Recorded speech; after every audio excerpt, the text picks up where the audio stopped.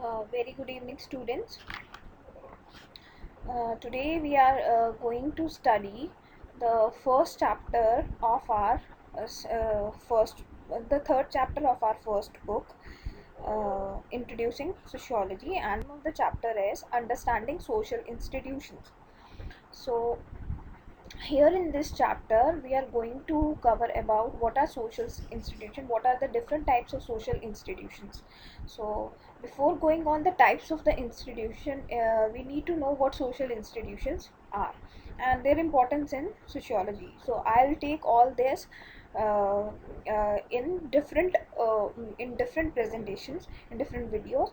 So here I'm going to deal with what social institutions are all about. Okay, so, understanding social institution, as you can read that this chapter puts forth a brief idea of some of the central areas where important social institutions are located, namely. So, basically, what we are going to study, we are going to study about the five social institutions. These are family, marriage, kinship, together, politics, economics, religion, and education. Now, an institution is here we are going to deal with five types of institution which have been mentioned here in this slide. So, talking about institution, what institutions are all about, and what do we understand from the word institution or social institution? Social institutions is something that works according to rules established or at least acknowledged by law or by customs. So the institutions are basically, these are the laws and regulations, norms or customs which regulate the lives of the people, and they are there in these institutions. Social institutions are there to fulfill the needs of the society, and they will exist till the time society needed them. Okay, so social institutions are basically the rules established, or basically it could be formal rules, it could be customs.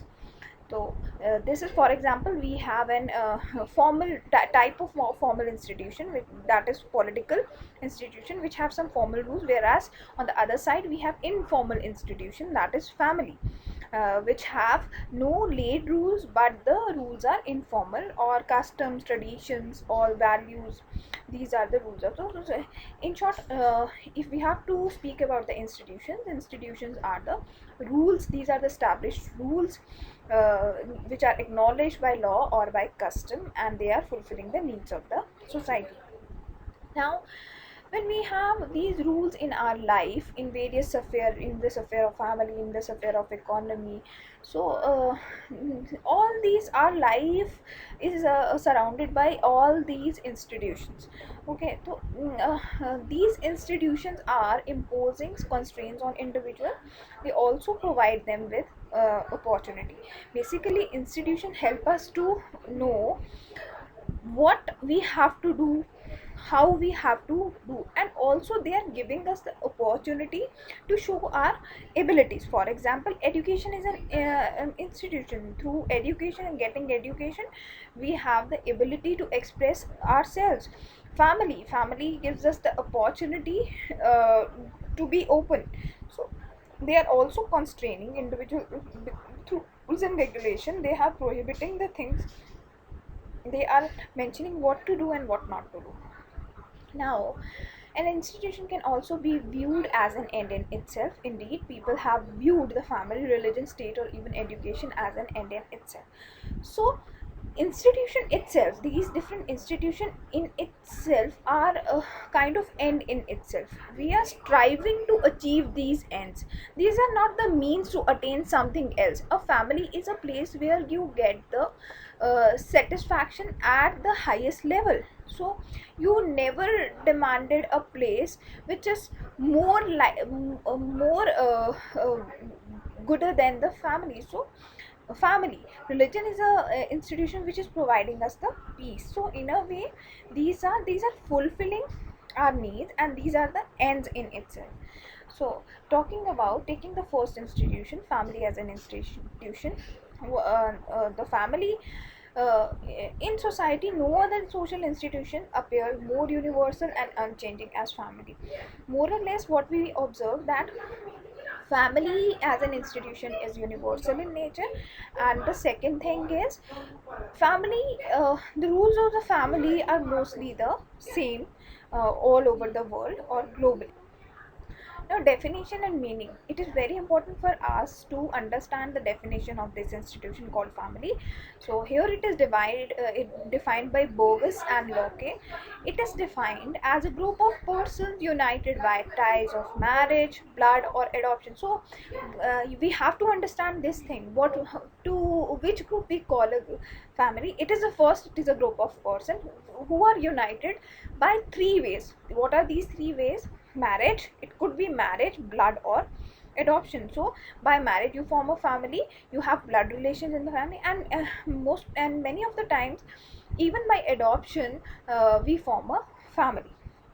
Now, constituting again, these are the characteristics of the family definition. It constitutes a single household and interacting and intercommunicating with each other in the respective social rights of husband and wife, mother and father, son and daughter, brother and sister, creating a common.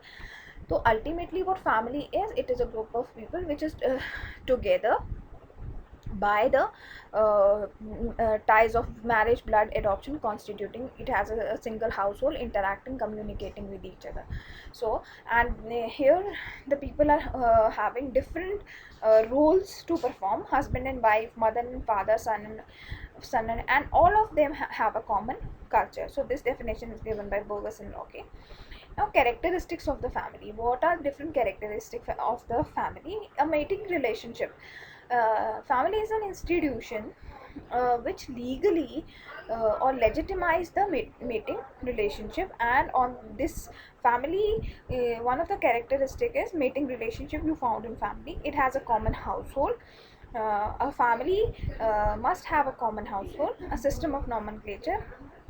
Every family has a system of nomenclature and an economic provision. Okay, every family needs economy to sustain, so they must have some economic provision.